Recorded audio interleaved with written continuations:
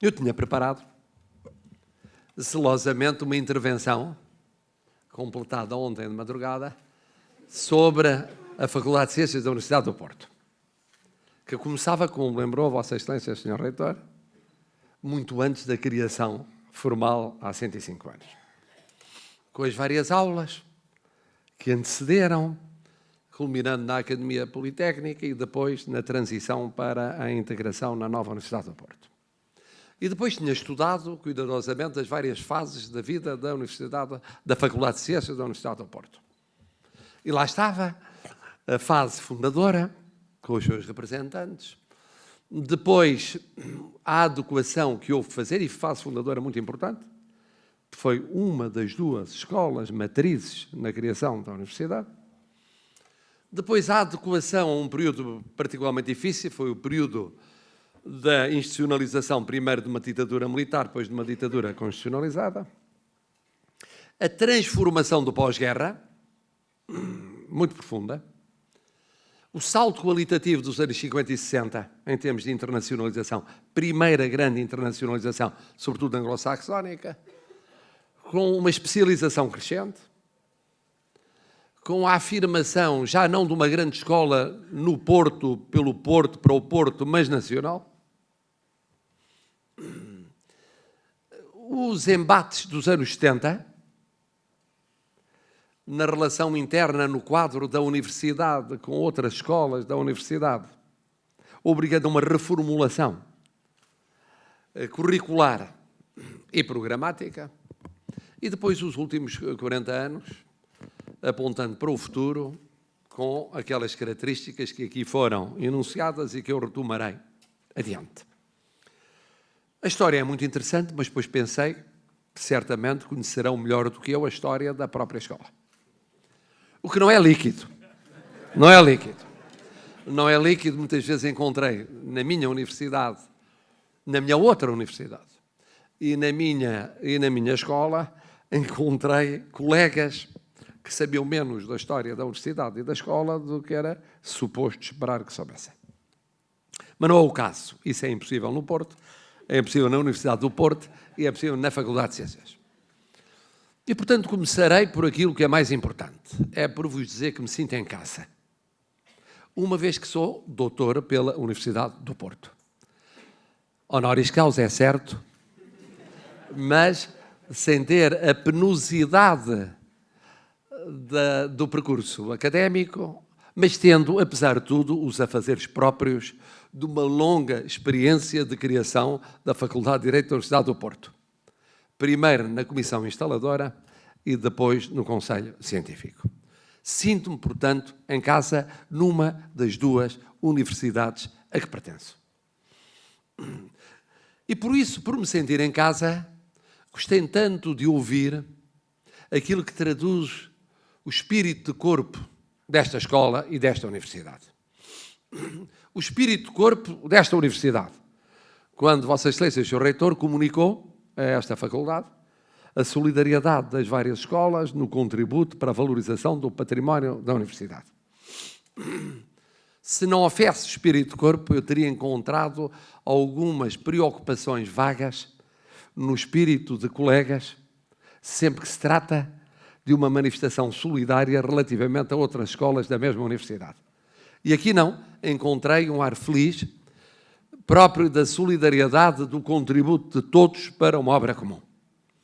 Mas, sobretudo, impressionou-me, se me permitem, por um lado, o contributo, com um toque filosófico, do presidente da Associação de Estudantes, mas, em particular, o testemunho muito pessoal da representante do pessoal não docente. Porque falou na primeira pessoa. Porque disse o que lhe ia no coração. Porque disse aquilo que todos nós gostaríamos de ouvir dos nossos colegas, do pessoal não docente connosco que trabalha todos os dias, dos nossos estudantes, dos nossos alunos, quando falam da sua escola. Falou com paixão. Falou com paixão. E com gratidão. Dizendo aquilo que dava cotidianamente à escola, mas também aquilo que recebia. E é isso que traduz um espírito de escola, um espírito de corpo. 105 anos depois, a Faculdade de Ciências é uma grande instituição. Só uma grande instituição tem servidores a falarem assim. E sabem como em Portugal a institucionalização é difícil? Demora tempo, é penosa, depende muitas vezes da dedicação de um número muito restrito de pessoas. É bom encontrar aqui hoje, neste início de ano letivo e a propósito da celebração dos 105 anos da faculdade, encontrar essa solidariedade, esse espírito gregário. É muito positivo. E é muito positivo porque, como aqui já foi dito, a educação tem de ser uma prioridade nacional. Não apenas nas palavras, mas nas obras. E acaba por isso sendo. Ao percorrer várias instituições, nos vários níveis do nosso sistema de ensino, e não identificando o sistema de ensino com o sistema educativo, que é muito mais vasto, eu tenho verificado como o país mudou nos últimos 40 anos. Mas mudou nos últimos 30 anos, e mudou nos últimos 20 anos, e mudou nos últimos 10 anos. Apesar de consecutivos anos de crise, temos centros de excelência. Temos qualidade na nossa docência.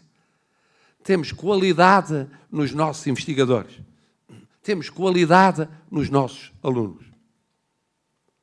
Pode parecer espantoso, e muitas vezes me interrogam, como foi isso possível com falta de meios, com dificuldade de recursos, com constrangimentos institucionais, às vezes com isolamento e falta de entendimento e de conjugação de esforços, mas o que é facto é que a nossa educação não deixou de melhorar. Está aquém do que poderia ser. Está. Está aquém daquilo que é, em muitos casos, exigível num mundo muito competitivo. Mas melhorou. Isso aplica-se ao ensino superior, como se aplica à investigação científica. Com grandes limitações. Certamente porque houve a dedicação das pessoas, porque houve a formação de grupos, porque houve o funcionamento em rede, porque houve o acolhimento e o apoio de setores da sociedade civil, porque houve a internacionalização e houve parcerias, porque as instituições souberam ultrapassar egoísmos em muitos casos e transformar fraquezas em forças. Mas para sermos justos, e tantas vezes nós falamos do que é negativo em Portugal, há muito de positivo na educação em Portugal, muito positivo no ensino superior, muito positivo na ciência no nosso país. E quando se falava do exemplo, só posso sufragar ao longo destes dias, porque corresponde, por um lado, àquilo que é uma esperança para a comunidade internacional, a começar nas Nações Unidas. Mas é também uma razão de orgulho nacional. E é um motivo de satisfação para mim, professor, que é ver os melhores vencerem e serem reconhecidos. Muitas vezes temos a sensação de que isso não acontece na vida. No caso do Sr. Engenheiro António Guterres, também ali nós encontramos, para além da unidade nacional, para além da capacidade para colocar acima do espírito que apelinha aquilo que nos une, encontramos qualidade. Encontramos formação. Encontramos preparação científica, cultural e cívica. E que não se esgotou naquela geração. Que está presente. Porque todos os dias nós temos conhecimento de êxito de portugueses por esse mundo fora, no domínio científico, no domínio artístico, no domínio cultural, no domínio económico, empresarial e social. Noutros tempos, noutra encarnação, eu cheguei mesmo a fazer o recenseamento semanal de alguns desses sucessos. E não havia tempo que chegasse para o número dos êxitos a enumerar. que vinham de todo o mundo. E é aqui que entra o contributo desta faculdade também. Não é fácil ser-se uma faculdade de ciências. Não é fácil. Aqui é o académico a falar. Porque a faculdade de ciências, por definição, quando foi criada, era uma realidade. Com uma determinada abrangência. E uma parte dessa abrangência autonomizou-se. Mas surgiram novas realidades disciplinares. Ou multidisciplinares. Novos horizontes, novas áreas a explorar. Novos projetos a desenvolver, como aqui foi lembrado. E essa capacidade de se recriar, de se reformular, de não envelhecer, de se renovar permanentemente, é um desafio enorme para uma faculdade de ciências. E esta faculdade soube enfrentar o desafio e está a vencê-lo. Venceu no passado, venceu no presente e quer vencê-lo no futuro. Quando coloca o acento tónico na formação daqueles que vão ser docentes noutros níveis de ensino e que têm de ter uma preparação particularmente cuidada, está a realizar um serviço nacional. Quando se lança em novas pistas de investigação, do mais avançado que há, muitas delas desconhecidas do comum dos portugueses, está a ir mais longe no domínio da pesquisa científica. Quando se internacionaliza ao ritmo a que se está a internacionalizar, está a fazer aquilo que é necessário fazer quando pensamos no lado bom da globalização. Porque há um lado bom da globalização. Quando está a repensar-se permanentemente, também em termos pedagógicos e não apenas científicos, e em termos institucionais, e quando se está a abrir à sociedade e a colaborar com a sociedade, com parcerias que representam o desenvolvimento da ciência e da pedagogia em termos estritamente internos, está a cumprir a sua missão nacional. Isso é uma razão de profunda alegria para o Presidente da República. Agora já não é para o par doutor da mesma universidade, já não é apenas para o professor que se sente bem num começo de ano letivo reencontrando a academia, de que tem permanente saudade. Não, agora é para o Presidente da República. E por isso foi com estupefação que eu descobri, esperava não ter de descobrir, que nunca o poder político galardoou adequadamente os méritos desta faculdade. Que é tão pródigo, e justamente pródigo, em inúmeros casos, no reconhecimento dos méritos de outras instituições, em vários graus de ensino, nomeadamente o ensino superior, nunca tinha tido a oportunidade de olhar para a Faculdade de Ciências da Universidade do Porto para reconhecer formalmente esse mérito. Eu confesso-vos que para mim era uma evidência que tivesse existido esse reconhecimento. E, portanto, fiquei perplexo quando descobri que não tinha existido.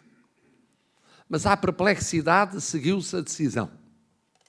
E a decisão só podia ser uma: a concretizar em tempo oportuno com a entrega das correspondentes insígnias, que era atribuir a esta faculdade o título mais do que justo de membro honorário da Ordem da Instrução Pública. Porque o que é que tem feito ao longo destes 105 anos, se não num sentido mais rico de instrução pública? Se não contribuir para a educação, para a formação, para a ciência, para a abertura à sociedade, ao serviço de uma visão pública, de uma missão pública, senão aquilo que tem sido concretizado, geração após geração, pela Faculdade de Ciências da Universidade do Porto. E ao agradecer, em nome de todas as portuguesas e todos os portugueses, estes 105 anos de história contemporânea, é de supor que a história anterior tenha sido devidamente agradecida pelos que nos antecederam, queria precisamente, além do reconhecimento, traduzi-lo de um modo formal, com esta condecoração, que é ao mesmo tempo uma responsabilidade para as jovens e os jovens que se multiplicaram em selfies durante o percurso nesta faculdade e alguns mais corajosos que manifestam uma capacidade de resistência notável para sessões que são dificilmente compatíveis com a sua noção de tempo e de espaço, como são estas sessões solares. Mas que aqui estão. É uma grande responsabilidade a vossa, porque há nesta sala muitos jubilados e, felizmente, não jubilados, sempre nos preço para os jubilados, que me sinto quase a acompanhar, faltando muito pouco tempo, nessa nova forma de ver a vida, de a viver com juventude, com alegria e com sentido do futuro, mas ao lado dos professores e ao lado daqueles que técnicos, colaboradores mais diversos são fundamentais para a existência da escola, o futuro é, sobretudo, uma responsabilidade vossa. O futuro desta faculdade será o que a vossa vontade quiser. A vossa vontade, a vossa determinação, o vosso amor à escola, o vosso amor à universidade, o vosso amor à cidade, o vosso amor ao país. E, se quiserem, o vosso sentido de humanidade global. Está nas vossas mãos. Muito mais do que nas mãos daqueles que têm uns anos, umas escassas décadas, para dar intensamente à escola ou à universidade. E por isso, a condecoração é uma condecoração ao passado, mas é uma condecoração ao futuro. Parte do princípio de que o futuro será capaz não apenas de ombrear com o passado, mas de ultrapassar aquilo que foi feito.